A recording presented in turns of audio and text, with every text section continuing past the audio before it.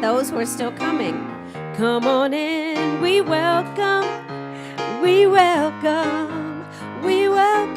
you. Come on in, we welcome you. Let go, be free. Come on in and take a seat. We're glad you're here. We're spreading love, joy, and cheer. So come on in, come on in, come on in. We welcome you. Come on in, come on in, come on in. We welcome you. Let go, be free. Come on in and take a seat. We're glad you're here. We're spreading love, joy, and cheer. So come on in, come on in, come on in, come on in. We welcome you. Come on in, come on in, come on in, come on in. We welcome you. Come on in. Oh, y'all are getting so good at that. I'm going to have to put this mic down and just... We're going to sing Reveal. Reveal, reveal the love inside of me. Reveal the love that I was meant to be. Every time I open up, love is what I see. Reveal the love in me. Reveal, reveal the peace inside of me. Reveal the peace that I was meant to be. Every time I open up, peace is what I see. Reveal the peace in me, the joy. Reveal, reveal the joy inside of me. Reveal the joy that I was meant to be. Every time I open up, joy is what I see. Reveal the joy in me. Reveal, reveal the love inside of me. Reveal the love, there we go, I was meant to be. Every time I open up, love is what I see. Every time I open up, peace is what I see. Every time I open up, joy is what I see. Reveal the love in me.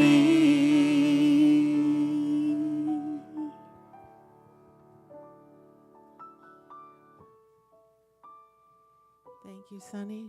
Thank you, Jim.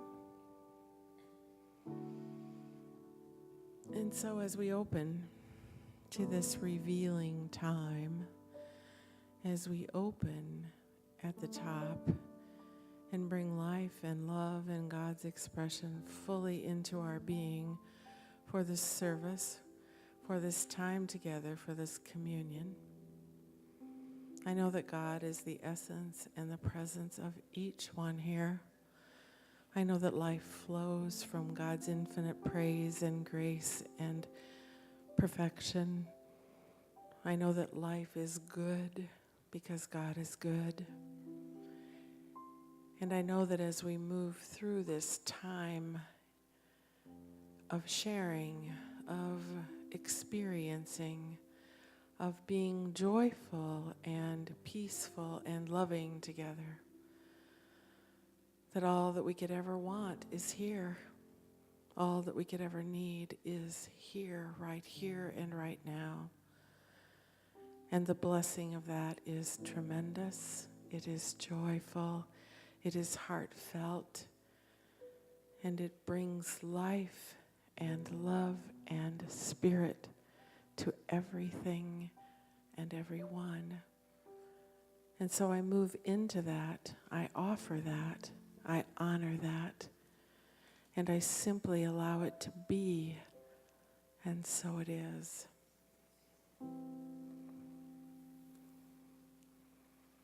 We have a new month. We have a new month. July is here, and the theme for July is Say Cheese. And the book this month is called Who Moved My Cheese by Spencer Johnson. And tonight, Sunshine will be talking about, look what I got. So we'll see what she got. And I was thinking today, I had a very rough time coming to a decision about what I might want to read, hemming and hawing and back and forth and doing all this stuff that made me feel insecure and, just completely inept about coming to do a reading this evening for you, and couldn't make up my mind. I was pulling books off the shelf, and then finally Raymond Charles Barker came up to me because this book is called The Power of Decision. And I couldn't make one all day, so I figured this might be it. And so Raymond Charles Barker, the thing I love about him the most is that most of his things were written in the 50s and 60s, and they're still so relevant today. And this is from his chapter that says, decide to be happy. Just decide. The necessity of the new. Static states are not conducive to happiness. Static states produce monotony, and this in turn creates boredom, and the latter was never intended for you. When you are bored, you are experiencing that which God never planned. The infinite in its creative process is always exciting. Problems are to the mind what pain is to the body. They are warning symbols. They are different indications that something creative must be done in the mind. Wise people know this and start reversing their thinking when the problem appears. They seek a new idea to solve, not an old idea. It is well said that necessity is the mother of invention. You may think a minor problem is not that important, but guess what? It is. It needs your new thought about it to reduce it to nothing. Letting minor problems exist in your world means that more will be generated. Soon the aggregate of the minor problems becomes your major one. It has come to full bloom, and you are depressed. The solution of any difficulty is as near as your next thought. All the ideas of the infinite mind await your claim upon them. It is a truth of the greatest importance. There is not something physical to be done. There is only a new idea to be thought. It is obvious that some form of either conscious or subconscious mental action precedes any external action. All action is dependent on your thought. As a thinker, you think thoughts, and thus you have the key for controlling all the actions that take place within you, as you, and around you. The average person lets his mind run riot. Too few people know this principle and apply it.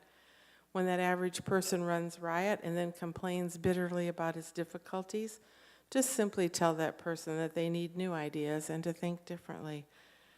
The truth is that you can direct your mind and change any situation for the better. This includes your happiness. I am not saying that thinking is happiness. I am saying that thinking based on exciting new ideas is the cause of happiness. So, when you decide to be happy, be happy. Don't worry, be happy. Remember that old tune? So have a good, enjoying, exciting, revealing time listening to Look What I Got.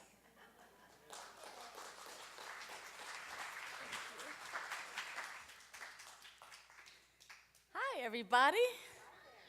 Hola. ¿Cómo estás? Qué bueno. Thank you. Thank you, Jen, for a great reading and a wonderful, wonderful prayer. Let's see. Who moved my cheese? I love this book. It's so simply written, and yet it packs such powerful messages. And when I was thinking about, look what I got, it was mostly because we all get truly, truly happy when we've accomplished something or when we have something to show for the efforts that we've made in life. And when that happens, it's almost like, look at me, or look what I got. Or there's this excitement, this genuine excitement about, look what has been made manifest that I get to enjoy. And if I can, in fact, be happy when someone says, hey, look what I got, or look what's happened for me, or hey, take a look at what's happening in my life and how great it is, when I can truly come from a place of, wow, that is amazing, that is great, that is powerful, good for you, I'm actually generating that kind of same positive, joy-filled, powerful, energetic for that which is what makes me happy. In the book, Who Moved My Cheese, there's these 4 characters. And for how many of you have read it before or seen it before? All right, great. And for those who haven't, don't worry, because I'm going to tell you about it today. And it's going to make some perfect sense. And we get to be with the book for the month because it has so many gems in it. So there's 4 characters in the story. And there are 2 mice. And don't be afraid. I didn't bring any with me today. Oh, no, I'm kidding. One is Sniff and one is Scurry. And then there's these 2 little people. They're the size of mice. And they act a lot like these mice. And they are Hem and Haw. And pretty much the story takes place in a maze. And everything has this metaphysical meaning to it. So you've got these 4 characters. And actually these 4 characters are really characteristics that we have inside. So it's kind of pretty cool because I can see part of Sniff and Scurry and part of Hem and Haw within me. And maybe, just maybe, you'll notice them inside of you too. Who knows? Maybe you'll notice more of one and not the other. However, the deal is that these 4 cast of characters, they wake up early in the morning. They have their ritual. They put on their jogging suits, which kind of went out in the 70s a little bit, right? In the 80s, right? You know, those old jogging suits. They put on their sneakers, a.k.a. in California, we call them tennies.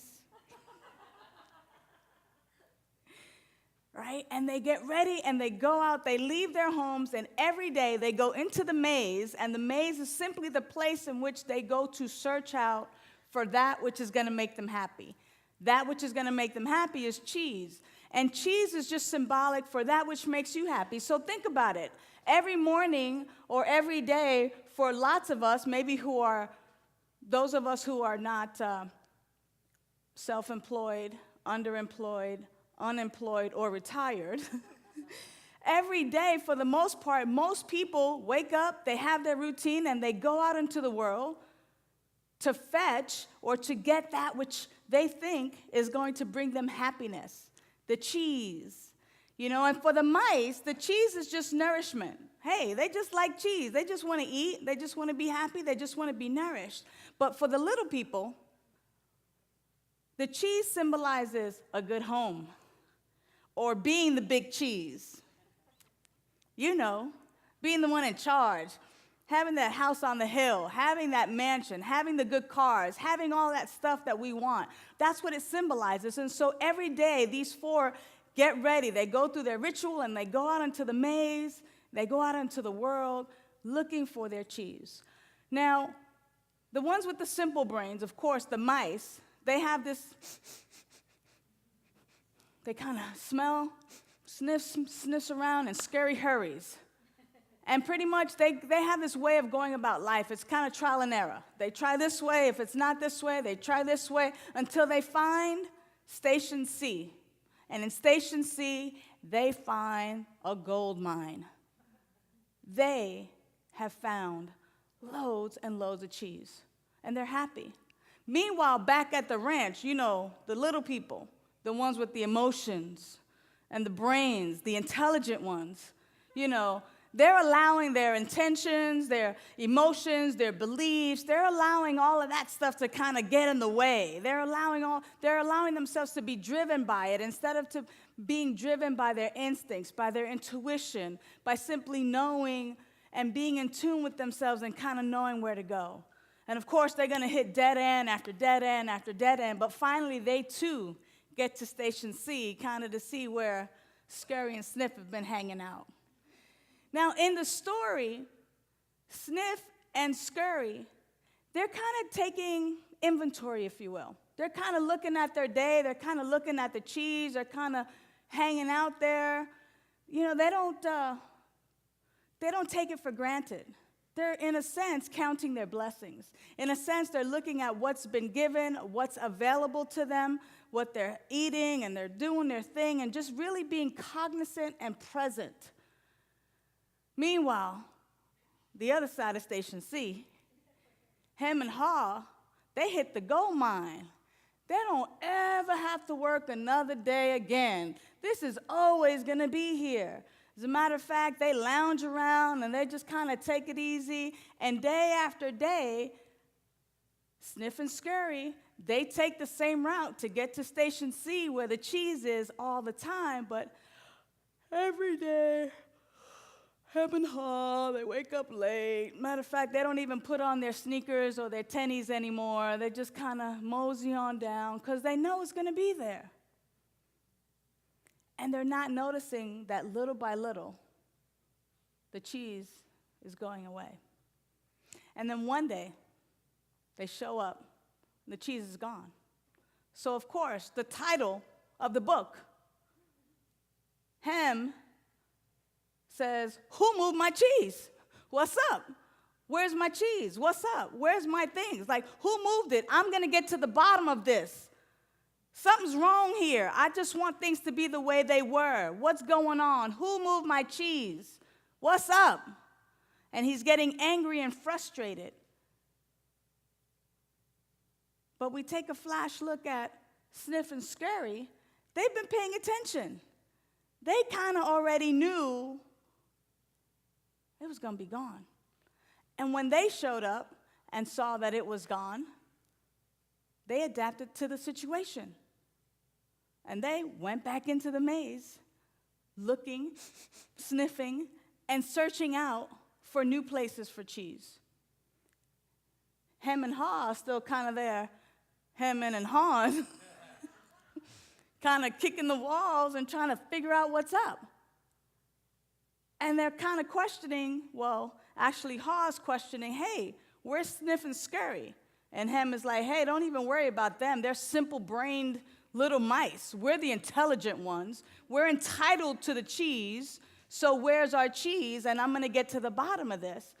But Haw is kind of thinking, well, maybe they know something we don't know. Maybe they are a little more advanced than we are with their simple brains. So let's break this down.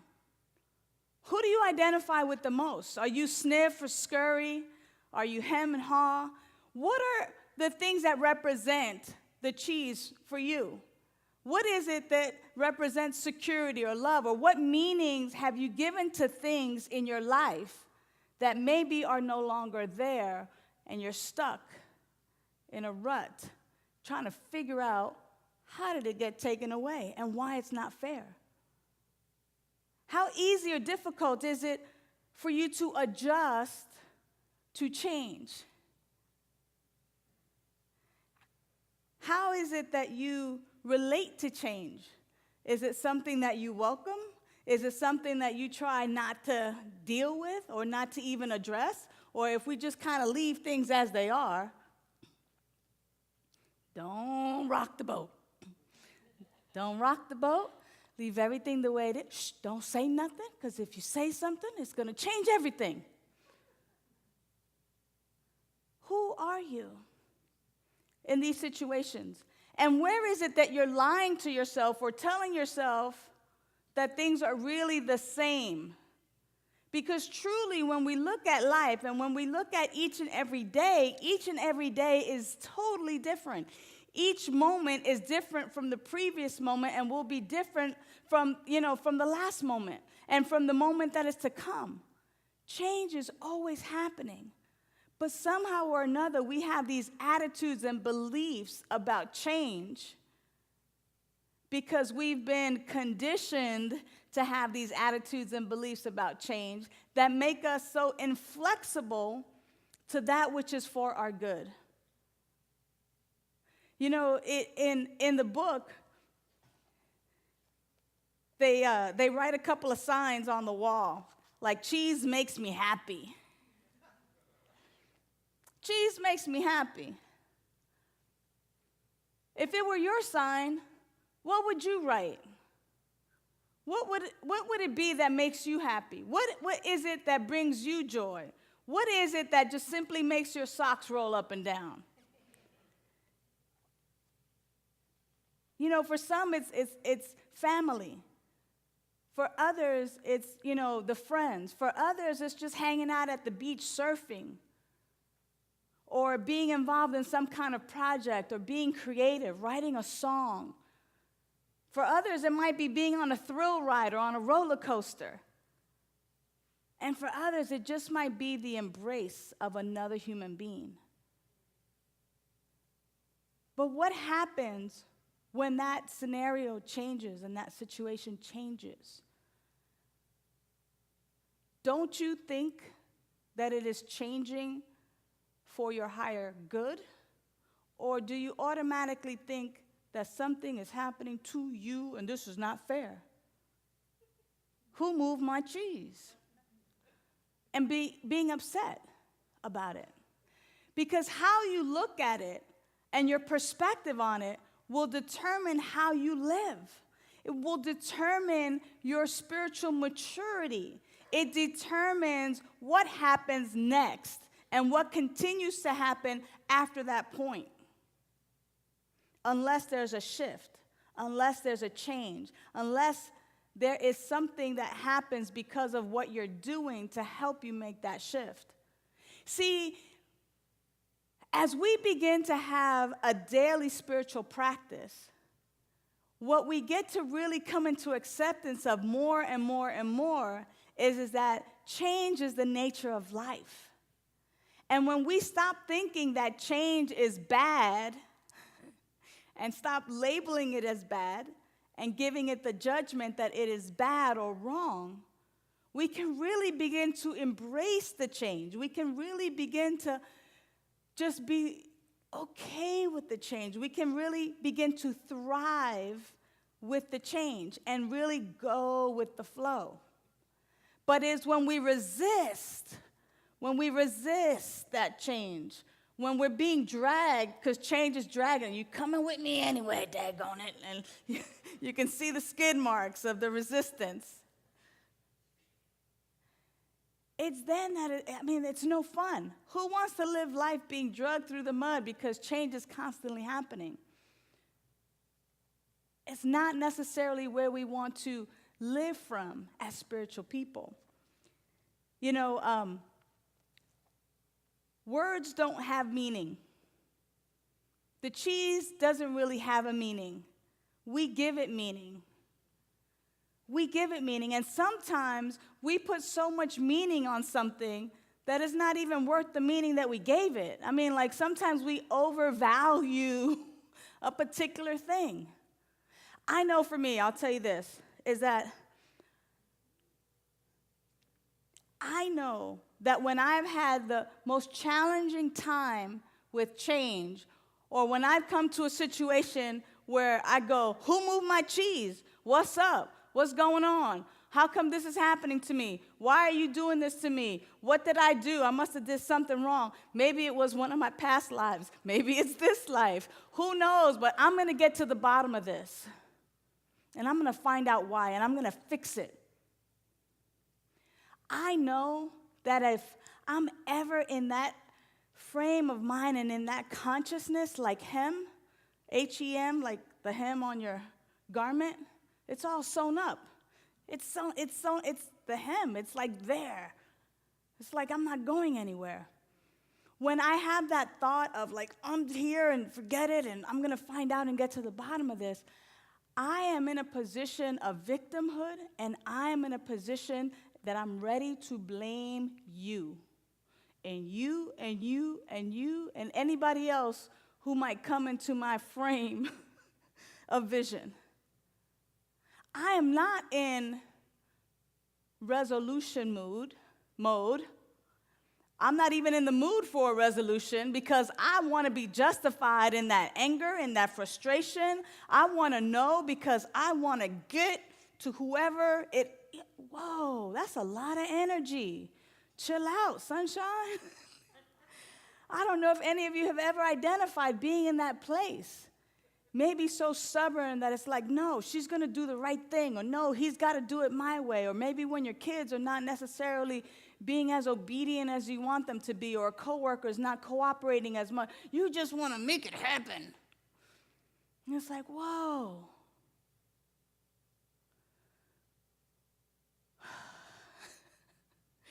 I just was spinning my wheels, being captured by fear, being captured by doubt, not remembering who I am, not remembering the I am that is living in, through, and as me, not being in total acceptance of the present moment that, hey, there's no cheese here. Move on. Keep it moving. Begin to find a solution. Don't try to fix it.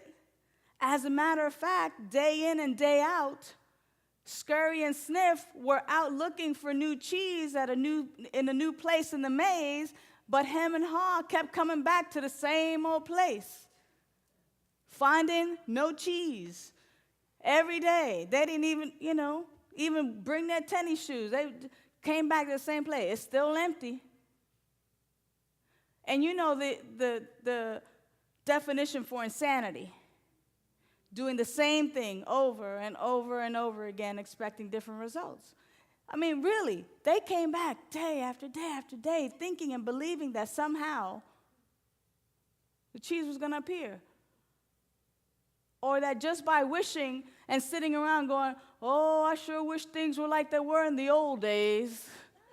You know how we do that. The old days, the good old days.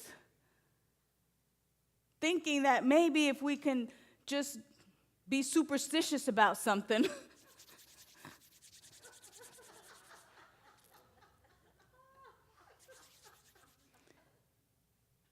that cheese is going to appear. No. How stuck are you? If you are stuck, what is necessary to move you? What is necessary to shoo you along the way, to snap you out of some old, antiquated thinking and ideas about coming to the same place and the well is dry, coming to the same place and not finding happiness? We need to make a decision. We need to learn how to respond instead of react. And the difference between responding instead of reacting is this. When we react, it means that we act again. There's no thinking in that. And remember, the little people are the intelligent ones. But they weren't really thinking. At least one of them wasn't for quite some time. Responding means that we take a moment to assess the situation. There's no cheese here. As a matter of fact, okay, I'll come back tomorrow. Day 2, there's no cheese here. It's gone. It doesn't matter who took it, whether it was stolen, whether it was taken away from you forcibly, whether, all the mice ate it, other people came and took it. Doesn't matter. It doesn't matter. What matters is it's not there. So if it's not there and cheese is important to me, then what do I get to do? And I get to do what I did when I found this cheese. I get to do what I did when I found this cheese. I get to be diligent about my morning rituals, about my morning habits, about getting back in there into the maze and beginning to look and beginning to really see and wander around and feel alive by my thriving nature to find that which makes me happy, to find that which nourishes me, to find and to be with others that are enjoying the cheese. It makes no sense whatsoever to sit in that empty maze, hoping and wishing, trying to tear down the walls, see if the walls are made of cheese, to see if it will manifest there. You know, in our science of mind philosophy, we say treat, which means pray. It's our form of prayer. It's called treatment. Treat and move your feet. Treat and move your feet. Pray on it and get into action. Get into the action. Get into your day. Get into, and remember, see, and that's what happened for them. They stopped doing what they were doing in order to get what they got. And that's what happens for lots of us. Wow, we come to Science of Mind community. We get in New Thought communities. We begin to learn that we're no longer victims, that we're actually the captains of our ships, and we start having these positive thoughts and ideas, and we start knowing the truth of who we are, and we go, yeah, you know what? There's power in my word. Watch, the perfect parking spot is now mine. And you get there, and sure enough, I call it Doris Day parking. I'm dating myself, but you remember the old movies with Doris Day? She would just pull right up, and there'd be a parking spot right there. She'd get out. Doris had it going on. Right? And that's what happens for us.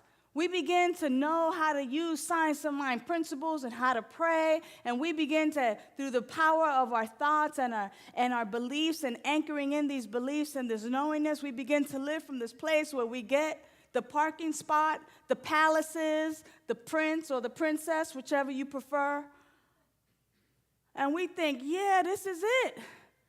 I got it made now. My life is good. I don't need to meditate as much. I don't need to meditate. No, I don't need to pray as much now. I got this. This is going to last forever. Just like the little people, when they got to all that cheese, it's going to last forever. And we forget the very thing that it took to prepare us, to prepare our consciousness, to prepare our minds, to prepare our bodies, our spirits, our souls, to be able to receive and to be in the abundance of the cheese. And so it is that as we continue the book and the other chapters, that we'll begin to see and recognize even more of ourselves in there. Because the key is we have to be consistent. You got to keep doing what you're doing to keep getting what you're getting. And as a matter of fact, if you don't like what you're getting, the empty place, then you got to do something different. You got to do something different. And the different is go back to the beginning. Go back to putting on the jogging suit, meaning putting on that suit, being in that consciousness of knowing that right where I am, God is. Right where I am, love is. Right where I am, peace is. Right where I am, abundance is. We have to wear it. And the only way we can wear it is by being it. By being it, meaning we have to engage in our daily spiritual practices. We got to know beyond the shadow of a doubt who we are, so that this way, even as we go through the maze, and we may not have the cheese, we still know who we are, with or without the cheese. We still can live and be in our fullness and our wholeness, knowing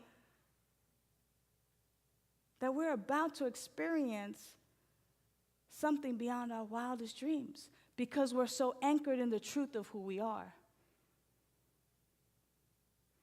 So, who are you? What does your cheese represent? And how is it that you want to proceed this week as you look at your rituals, the things that you do, your habits, as you go out into the world, as you go into your daily activities to achieve that which brings you happiness? So let's take that into meditation as we simply begin to ask in our meditation that it be revealed to us the things that we no longer need, things that we no longer need to let happen. As we go into our time of silence, we want to know what it is that we need to just let go of. The things that don't work, things that kind of keep us coming back to this place of emptiness. And we want to know in the silence as it comes up, we want to know and we want to ask our higher self, our innermost self, to reveal to us in a language in which we understand that which is necessary on a daily basis, that we might continue to anchor in this truth of who we are, that we might don the jogging suit of love, joy, peace, abundance, prosperity, wholeness, health, oneness, power, freedom.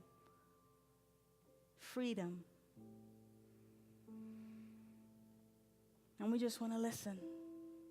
We want to listen, and we want to know. So we become still.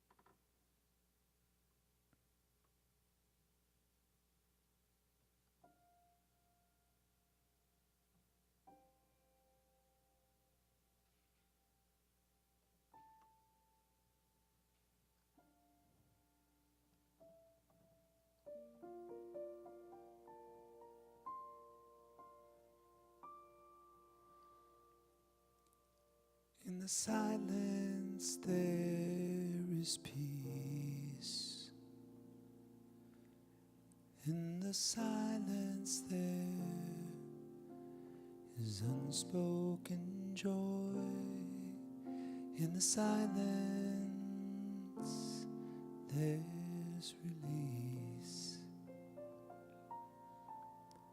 From a world full of chaos and noise, so why wait for this precious moments when I hear all that could never be said, and right here in this holy silence I find God, I find myself.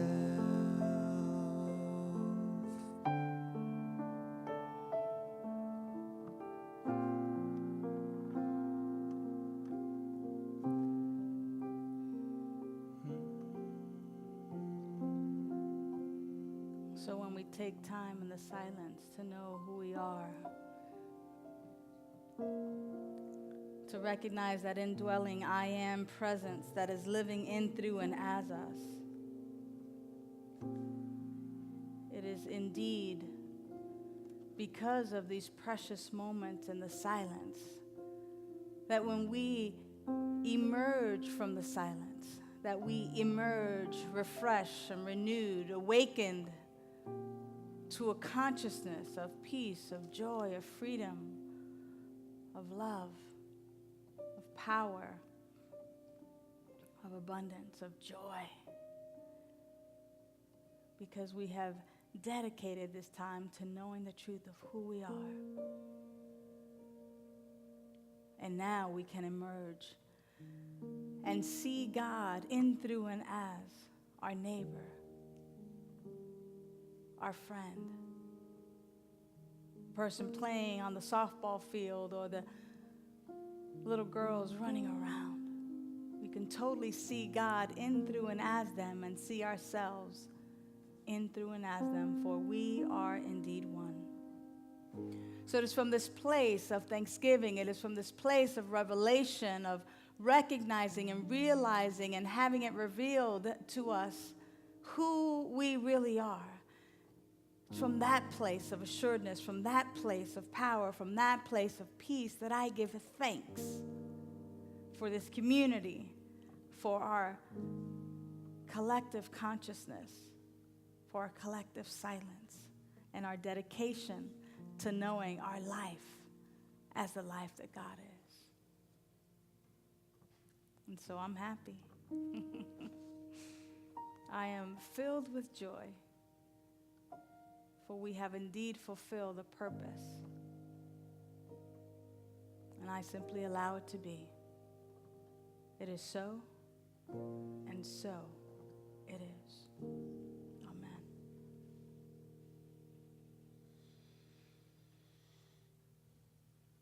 So there is more sniff and scurry, hem and haw to come as we continue to explore the story and what happens to them, because this is not the end.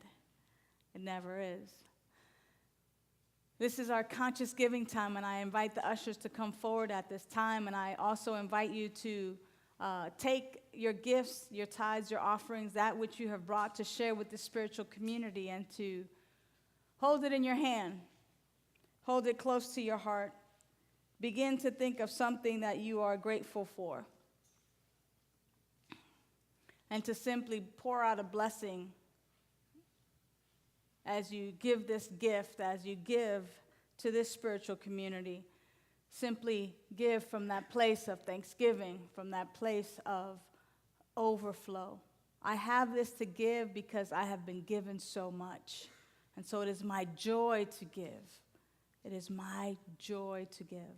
So it is from that consciousness that I simply invite you to give, as we simply bless these gifts, these tithes, these offerings, knowing that we use them here in this spiritual community for the greater good, so that more and more may know that their life is indeed that life that God is, that they might live more fully, more freely from this place, knowing that their cheese has never really been moved. It is so, and so it is. Go forth and collect some cheese, ushers. Get that cheddar. It's so good to laugh. Next week, here's the new deal, okay? Especially because we got some tech-savvy folks, and we got some young folks in the audience, and we got some folks with some smartphones, right? We might as well put those smartphones to use. So next week, bring your smartphone, and before or while you're sitting here, while Jim's playing all that jamming music, before 7 o'clock, before Sonny comes out, I'm going to invite all of you to pull out your phones, and you're going to check in on Facebook that you're here. Okay? So when I come up, I'm going to ask y'all. I'll be like, what's up? Everybody checked in?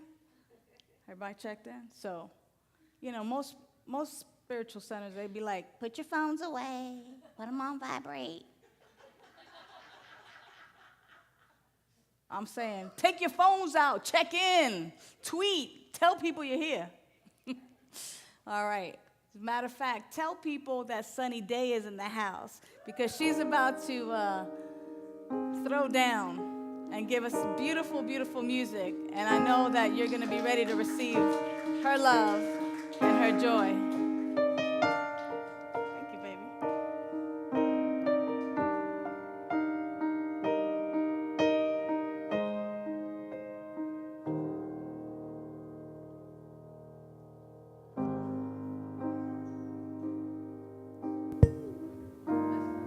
Let's start again. We'll do that again. Oh, it sounds so loud.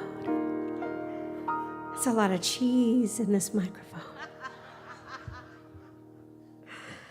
I forgot to listen to that small, still voice coming through, reminding me of the love I am. Open heart, open hand.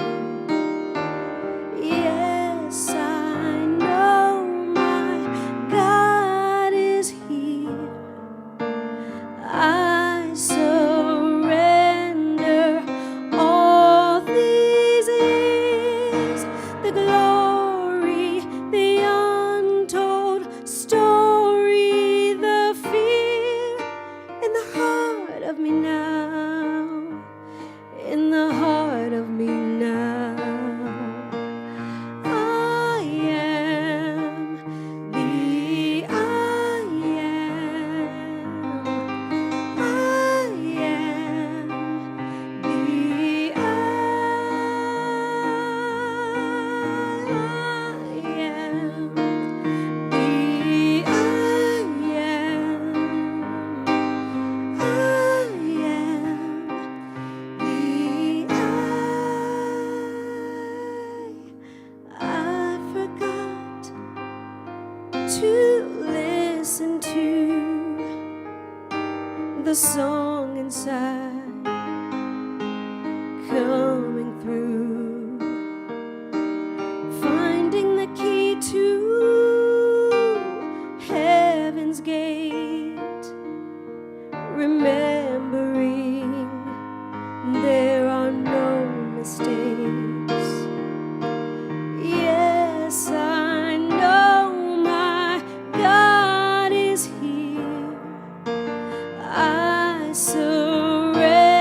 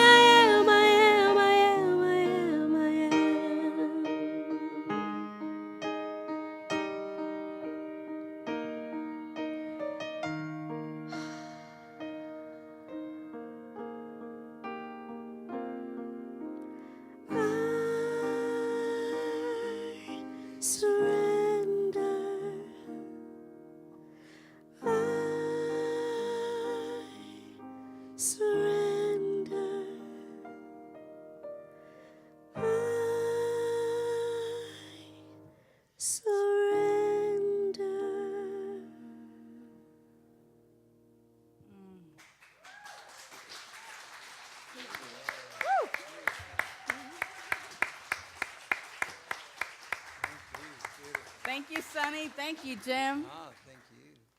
All right. So we have a few minutes, which is part of our community time together, where our community gets to reveal what has come through for them. So what has come through for you? What does the cheese mean to you? Who do you identify with? Sniff, scurry, hem, haw? What has come through for you? Moya. Tell us who you are, too. My name is Moya, and I'm very grateful to be here. Unfortunately, I'm not able to be here on Sunday, so I'm so grateful that you're doing this here. It means so much to me.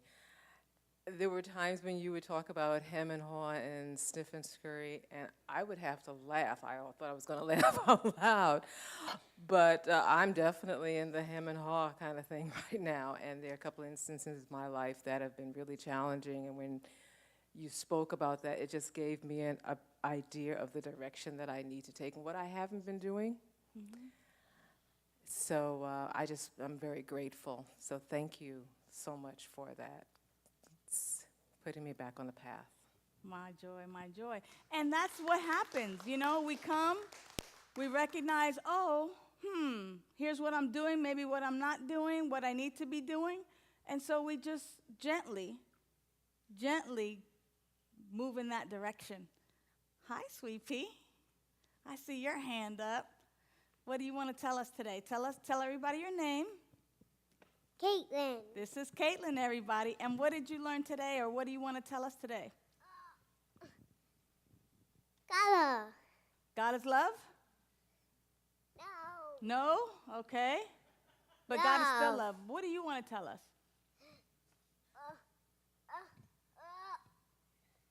I know. Life gets like that sometimes. All right. Well, I'm going to come back to you, okay, Caitlin? Okay. All right. Perfect. Thank you. High five. Love you. You're the best. You're the best. All right. Gotta love the young people. Right?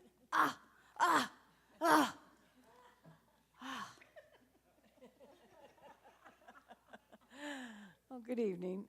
My name is Kathy, and I went to Tama, is it Kieves, I think? Tama Kievs? Kievs, on Sunday, and she said, write down the one thing. You can only choose one thing that you want. You know, I thought I had to write down my granddaughter and my daughter, but the word kept coming up, travel. I was like, sorry, but maybe I could travel with them, you see.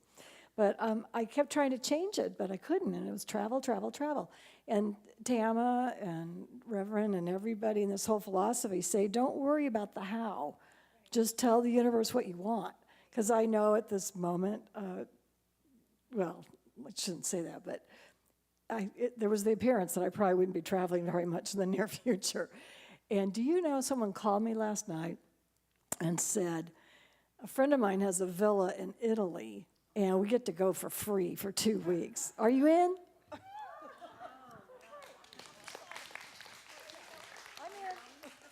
Who moved my cheese?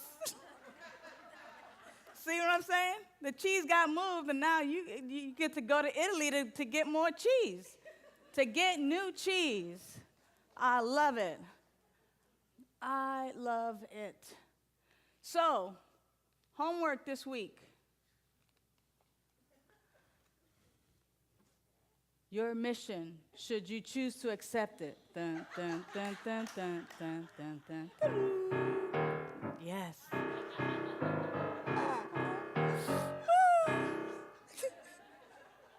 That's our version, all right?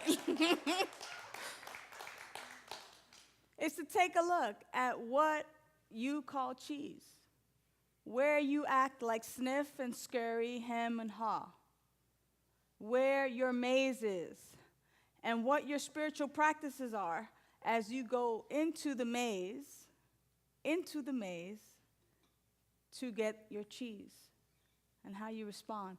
Just begin to notice what that is like for you this week, because I guarantee you that as you become a little more aware of it, when we come back together next week and talk a little bit more about what happens next, there'll be even more that you can identify with, and you'll absolutely know, beyond a shadow of a doubt, what direction you really want to go in, and where and how you want to live, where you want to live from, you know? So, I want to thank Jan. Thank you so much for our reading today and our opening prayer. As a practitioner, she's going to be available with the other practitioners available for prayer in the back, being very, very silent and keeping and being steeped in the consciousness of everything unfolding well was our beloved Linda Light, who was in the back just knowing the perfect unfoldment. And she will also be available for prayer in the chapel after our service today. So please avail yourself to the gift of prayer with our practitioners.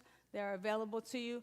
Want to thank Tim and Annette, who been doing the video cameras for us, making sure we have live stream and archive. So if there's any talk that you like, you can always go back on our website and take a look at it and be there all over again and jot down your points and things like that. So thank you for the love and the service that you give. It's such a vital service. And for those of you who are streaming with us live tonight, thank you so much for being here. Want to thank Melanie. Thank you so much for our sound.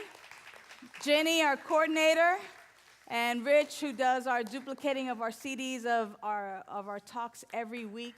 And, of course, want to thank our music ministry. Thank you to Jim Bianchi and Sunny Daye for bringing us the truth through music. And, of course, thank you for being here this evening to share your gifts and your talents, because this combination will never be the same again. So make sure that you hug one another, but make sure you get a hug from me, because I'll be in the back. In our family room, we'll have refreshments. And let's take it away. Please stand. And we'll do our closing prayer. This is our prayer, a song of peace. We get to be the change we want to see, with open hearts and open hands. We lift our voices, in love we stand. This is our prayer, a song of peace. We get to be the change we want to see, with open hearts and open hands. We lift our voices, in love we stand. We lift our voices, in love we stand. We lift our voices, in love we stand. Good night, everyone. See you in the family room. Thank you, Sunny. Thanks,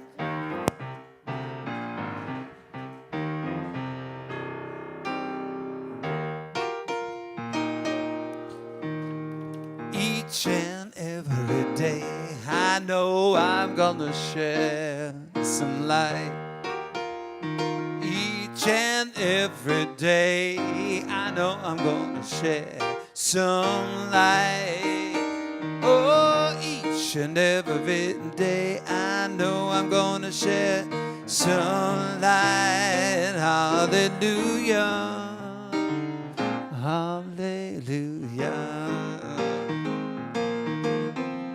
Each and every day, I know I'm gonna spread some joy. Each and every day, I know I'm gonna spread some joy. Each and every day, I know I'm gonna spread some joy. Hallelujah, hallelujah. Each and every day, I know that I am free. Each every day I know that I am free. Each and every day I know that I am free. Yes, I do. Yes, it's you too and me. I know that I'm free. Happy 4th of July, everybody. Thank you.